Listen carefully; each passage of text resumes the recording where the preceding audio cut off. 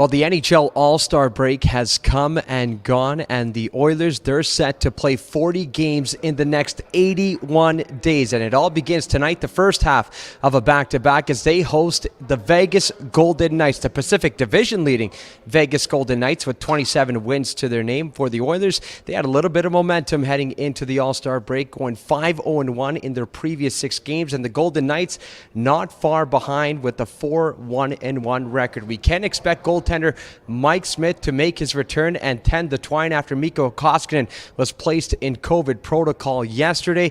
As I'm pleased to welcome you to the live Oilers TV pregame show. I'm your host, Tony Barr. Thanks so much for making us a part of your Tuesday morning. We're going to hear from Leon Draisaitl, one of the newest members of the Oilers, the newest member of the Edmonton Oilers, Evander Kane, and head coach Dave Tippett right now.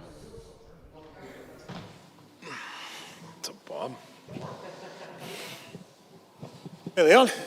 How you doing? Good. You guys finished off nicely before the break there. As you come back and kind of evaluate how you were able to pull yourselves out of that, what do you think the keys were that you want to make sure are still there as you pick up again? Well, I think most importantly we're healthy, right? It makes our lineup a lot deeper. Makes us a tougher opponent to play against.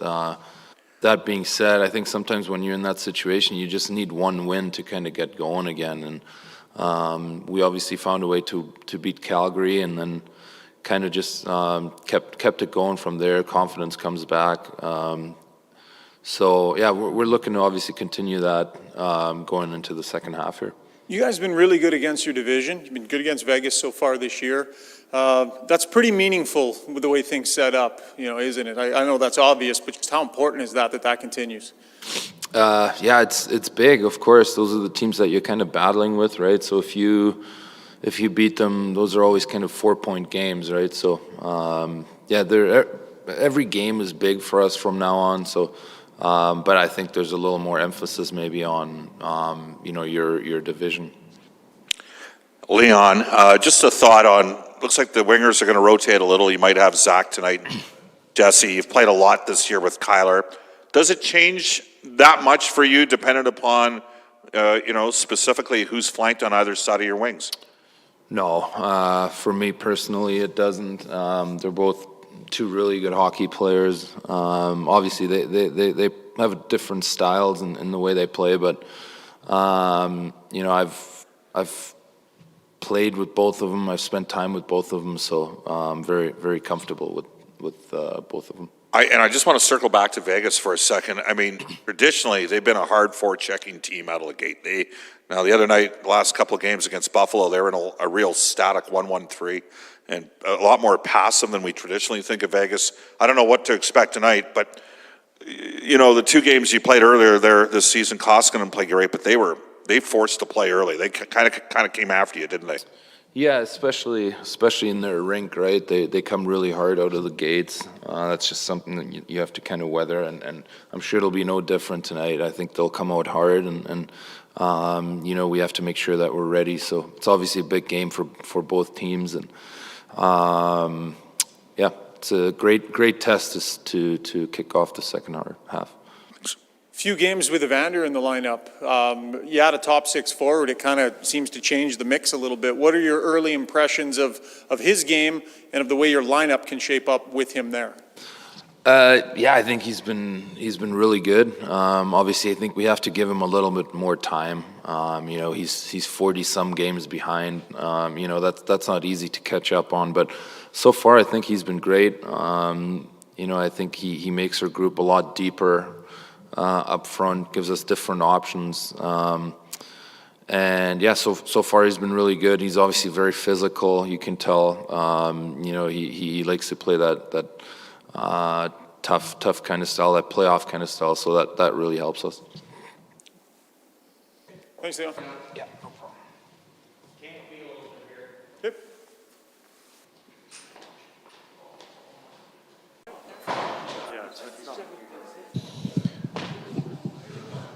Light crew today.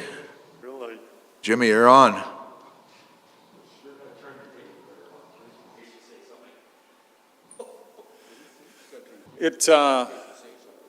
It's only a few games, Dave, but can you just give us a sense of what you see from Evander Kane and maybe the different options that he gives you when it comes to constructing your top three lines and just early returns, I guess? Well, he's got better each game, which is a good sign, which is, you kind of thought that coming in. He'd only played a few games this year, and coming into a new situation, getting comfortable, he comes in and, he's been really good around the locker room, really.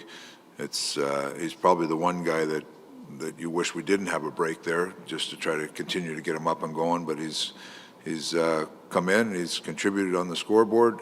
He's allowed us to have a little more balance up front there.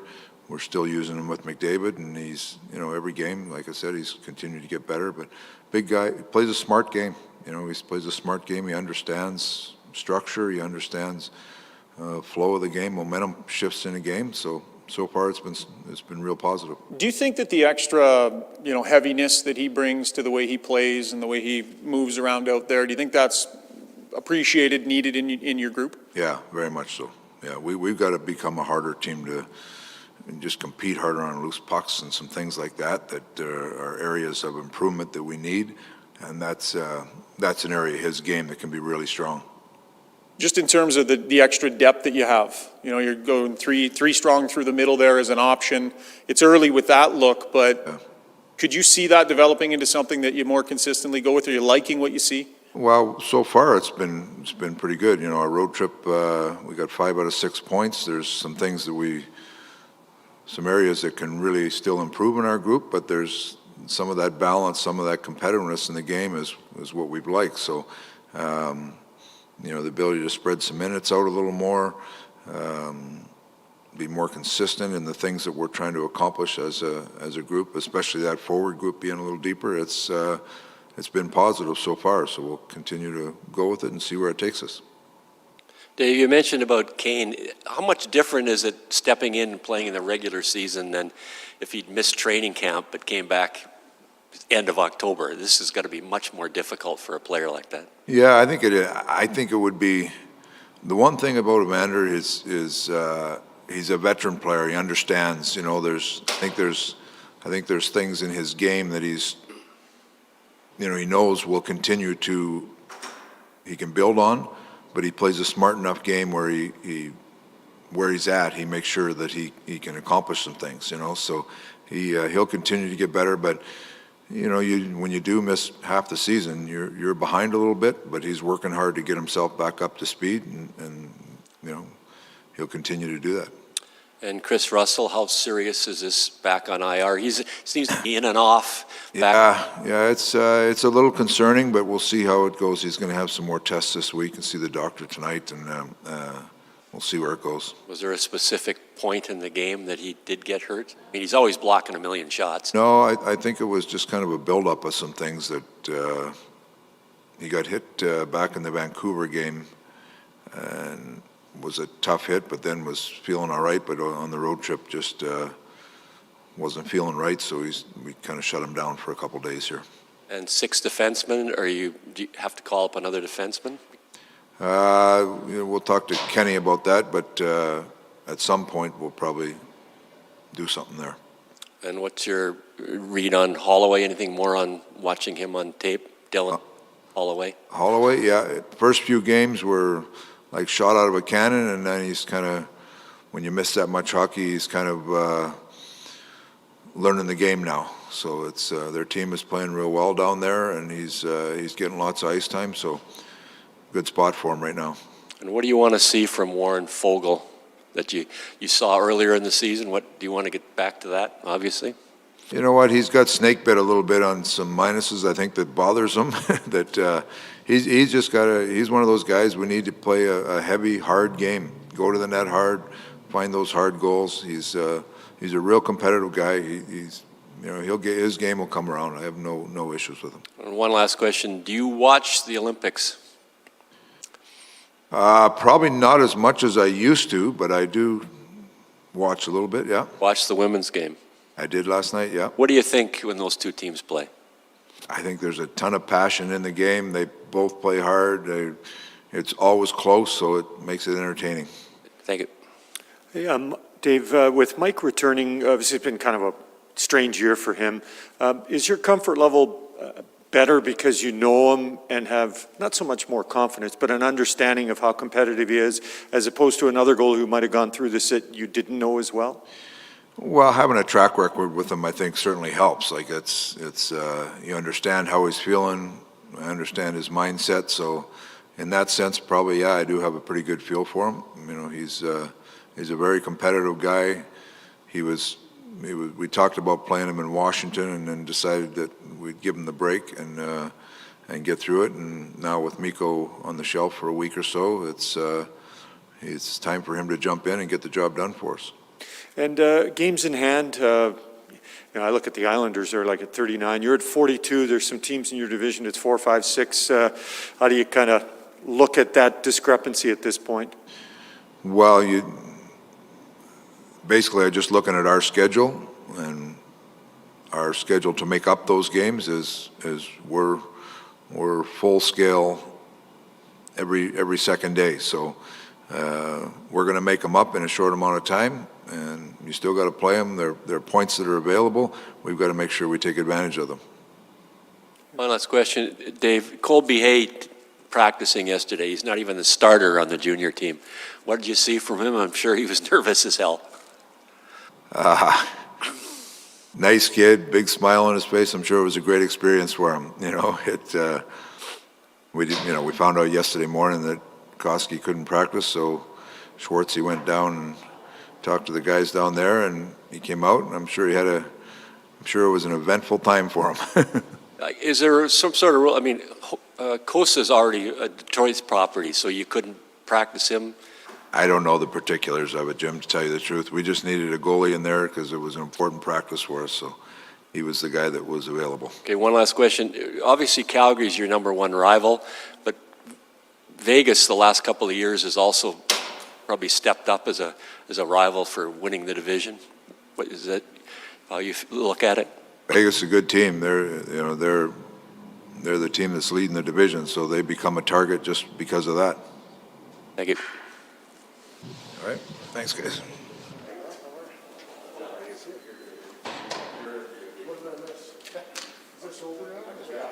Yeah, that's funny.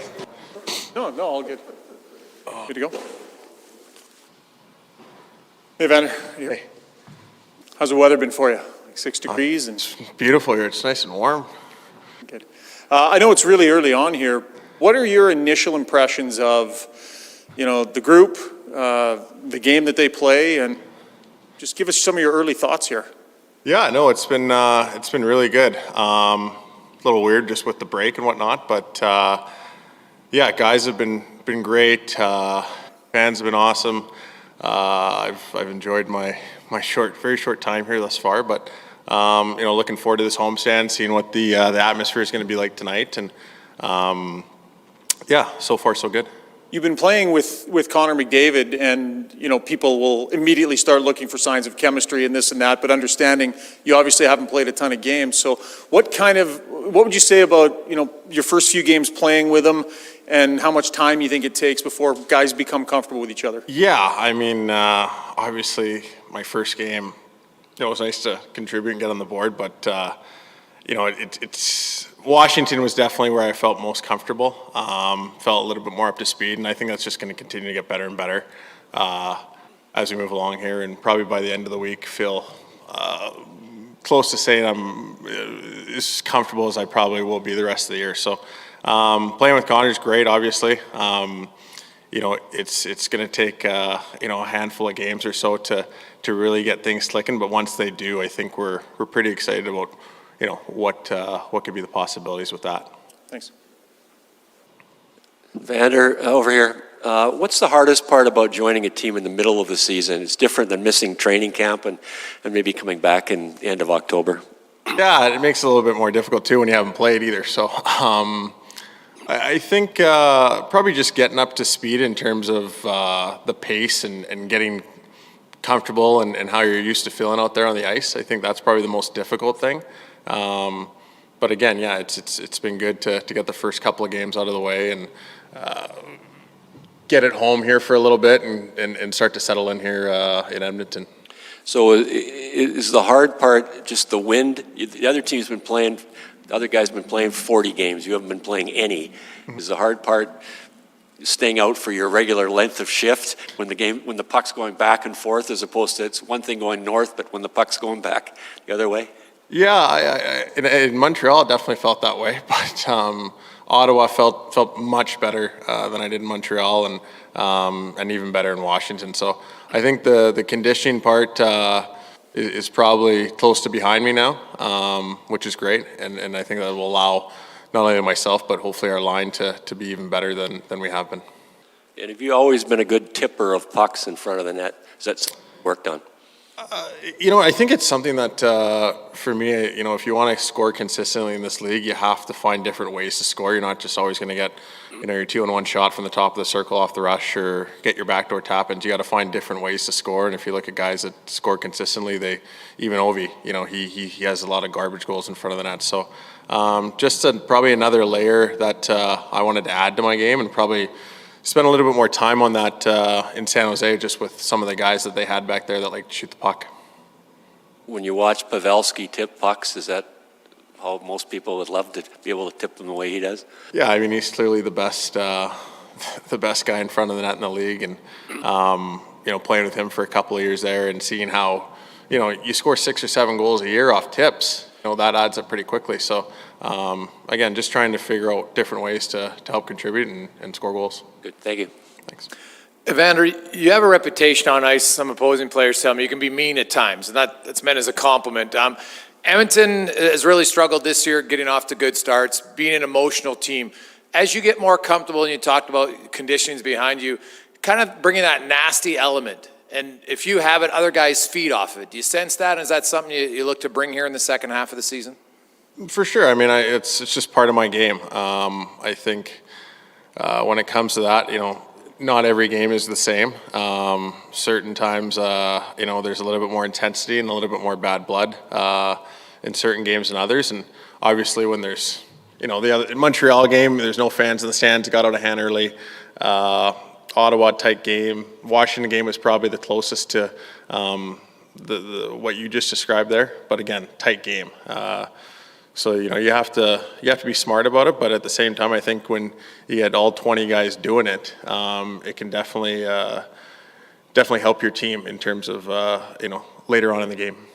And it didn't necessarily mean it in fighting. Obviously, you can handle yourself there, but more just in like physicality, even maybe chirping. I don't know if you're a guy on the ice who does that, but sometimes just Milan Lucic told me that Brad Marchand, sometimes you're not in every game, and then Marchand would beat some guy, and suddenly he's in the game because of it. Mm-hmm.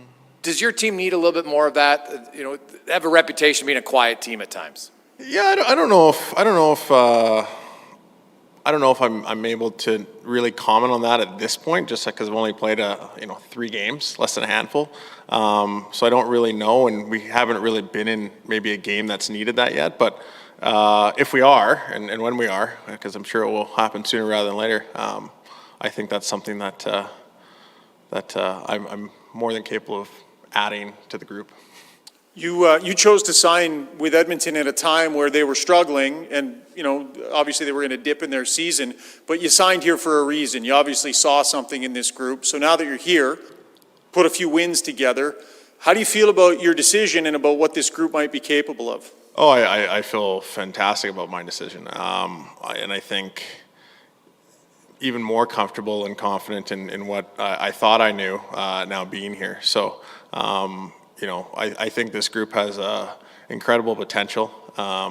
I think we're just starting to find our game. I think we're going to continue to get better and better as a team, especially down this stretch. And I think playing almost every other day is going to be a good thing for us. It's going to help us hopefully going into the playoffs, be a little bit battle tested. And the guys went through some adversity before I got here, and sometimes that can be a good thing too. Hey, Evander, how's it going? Hey. Last time you were in town here, actually, we talked about how you ordered a pizza and the guy signed the pizza wishing you luck for that night. I was just wondering, do you still have a pizza, pregame pizza, and how did that ritual kind of start for you?